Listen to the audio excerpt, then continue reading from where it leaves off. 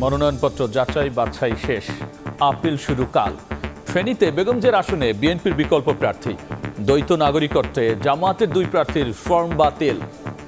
বেগম খালেদা জিয়ার নিকট আপনাদের যে প্রত্যাশা ছিল, ইনশাল্লাহ আমি আগামী দিনে আপনাদের সে প্রত্যাশা আমি পূরণ করতে পারবো এবং সেটা করবো ইনশাল্লাহ। যেহেতু এখন জনগণ সচেতন এবং সবার সহযোগিতায় সবার অংশগ্রহণে আমরা শান্তিপূর্ণভাবে আমরা ত্রয়োদশ জাতীয় নির্বাচনের কার্যক্রম আমরা করতে পারবো।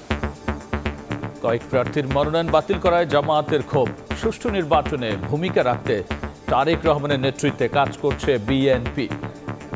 শান্তিপূর্ণ নির্বাচন অনুষ্ঠানে যে ভূমিকা পালন করা দরকার বিএনপি তাই করবে, আর নির্বাচন পরিচালনা কমিটি সেই লক্ষ্যকে ধারণ করেই তার কাজ করবে। দেখছিলেন প্রধান শিরোনাম। সন্ধ্যার সময় সঙ্গে আছি আমি গোলাম রাব্বি। এবার অন্যান্য শীর্ষ সংবাদ। এনইআইআর কার্যকরের প্রতিবাদ। মোবাইল ব্যবসায়ীদের রাজধানীতে পুলিশের সঙ্গে ধাওয়া পাল্টা ধাওয়া। চালু থাকলেও 3 মাস ব্লক হবে না হ্যান্ডসেট। 1250 টাকার এলপি গ্যাস বিক্রি হচ্ছে 1800 থেকে 2400 টাকায়। নৈরাজ্যের মধ্যেই ফের বাড়ল দাম।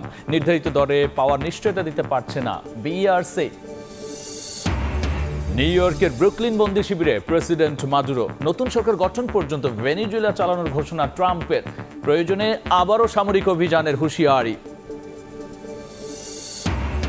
এবং নিরাপত্তা শঙ্কায় টি-20 বিশ্বকাপ খেলতে ভারতে যাচ্ছে না বাংলাদেশ।